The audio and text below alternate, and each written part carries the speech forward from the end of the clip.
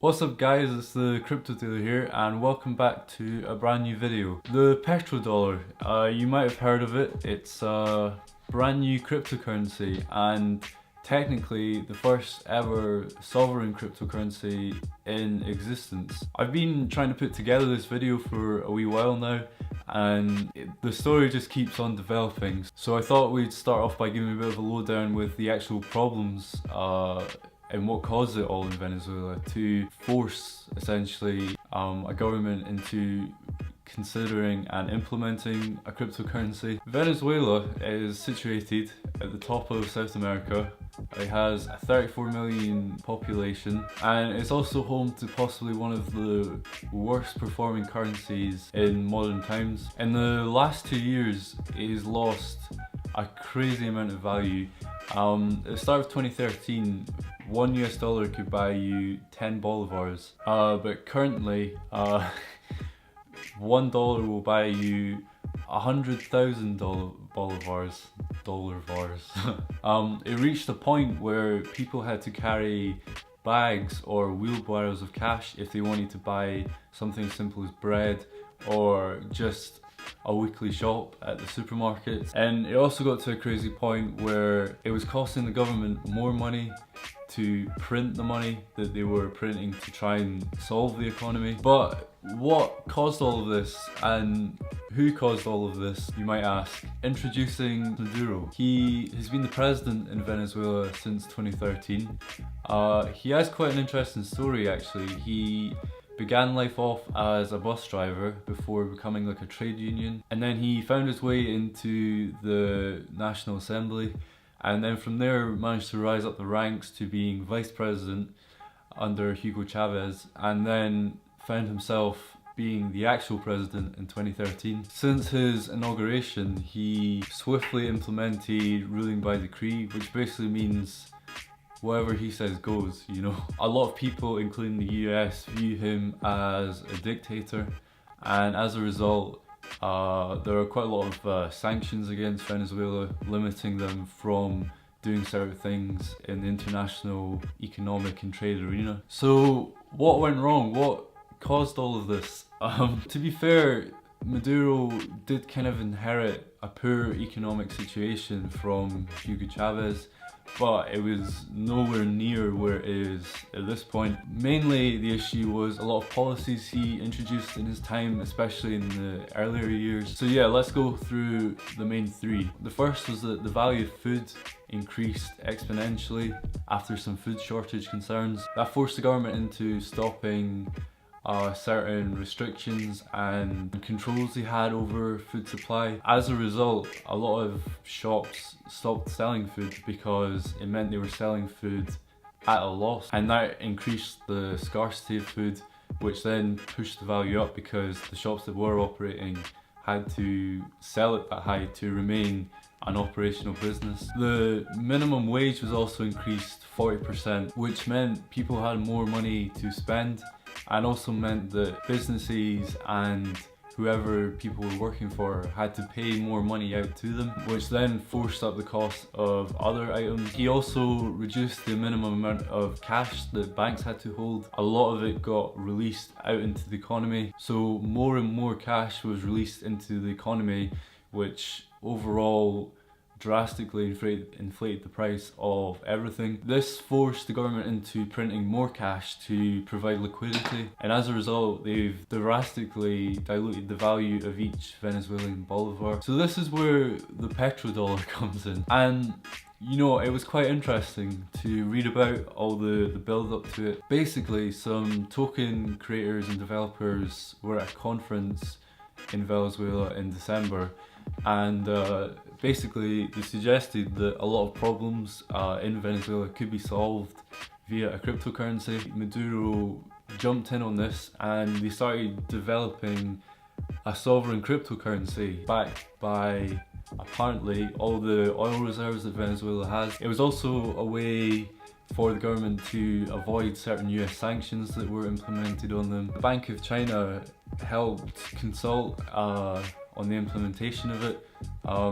You might know that China's been experimenting with a cryptocurrency replacement of the UN, and I imagine they seen Venezuela as a testing ground to iron out potential problems and stuff, you know, kind of like the hamster. So it was announced that the petrodollar would be launched on the Ethereum network. It would be launched mid-February, which it was, in the form of a crowd sale for about $750 million.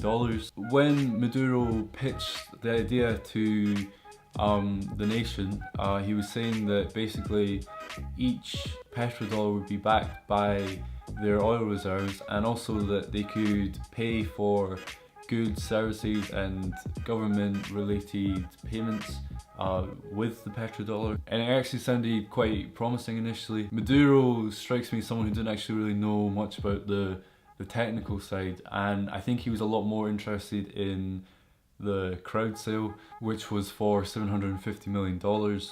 The launch was scheduled for mid-February, which came and went, and this is when things start to get a wee bit mad and where I haven't really been able to keep track with it. Basically, a single person bought the whole $750 million worth of petrodollar, and then, as I mentioned, it was meant to be on the Ethereum network. There was one version of it, however, it was announced during it that the petrodollar would be based on the NEM blockchain, for New Economy Movement, and there's actually a token on it which is meant to represent it, although there's no activity. This was the point where I was gonna talk a bit about why basing a national currency on Ethereum is probably a bad idea, you know, and it's still probably worth mentioning, but you know, it's not entirely relevant.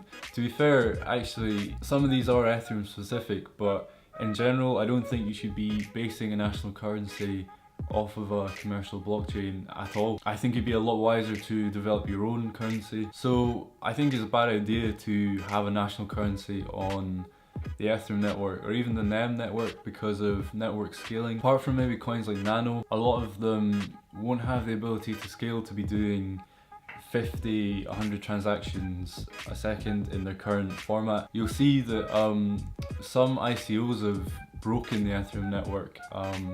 For example, look at the Status ICO. Transactions were held up for over 4 or 5 hours, which simply couldn't happen for a national currency, you know. If that happened while the petrodollar was operational and people were trying to use things, it would have been a bit of a disaster for a whole country, you know. That sort of time frame can stop productivity and things being getting done. The Ethereum Foundation have proved in the past that they're a central control point for Ethereum when they got involved with rolling back the chain to sort out the DAO issues. And obviously, as a token, there are a range of tools that the developers could use to make it a mutable and controllable chain. The Venezuelan government is already kind of questionable. I could see a future where a government or a country is forcing a commercial blockchain to take serious action, such as rolling back a chain, and I don't think certain projects would not comply, you know. And I know that Venezuela is a pretty small country on the international stage, but imagine that the United States or someone was using a commercial blockchain and then was trying to force some sort of alteration to it.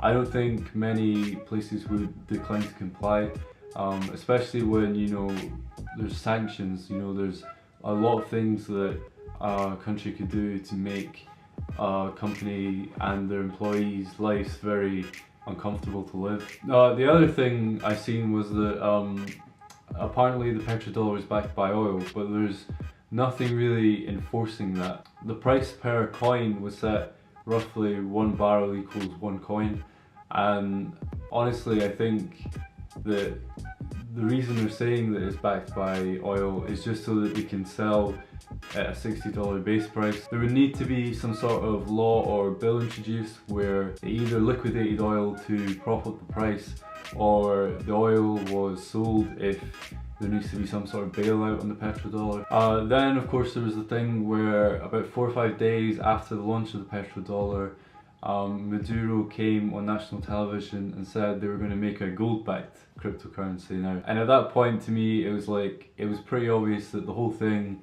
was just a cash grab, which is actually quite disappointing because this has a lot of potential to completely revolutionize Venezuela, you know, bring it back from the absolute depth of economic ruin and, you know, potentially create a very clean and modern financial system there. But, you know, it kind of at this point seems like that's not really the case, and they could have paved the way for Venezuela to be some sort of center of prosperity in the future. So yeah, the petrodollar, probably not worth the hype, but I will be watching it and seeing what happens over the course of the months and years. I'll probably do an update video maybe like a year on from now and just see how it's got along. That's about it for today. So if you've enjoyed the video, then don't forget to like and subscribe. Remember to follow me on Twitter as I tweet regularly and you can see what I'm up to. Yeah, I should have a few more videos in and out over the next few weeks, so keep an eye out for them too. Thank you for watching and I will see you next time.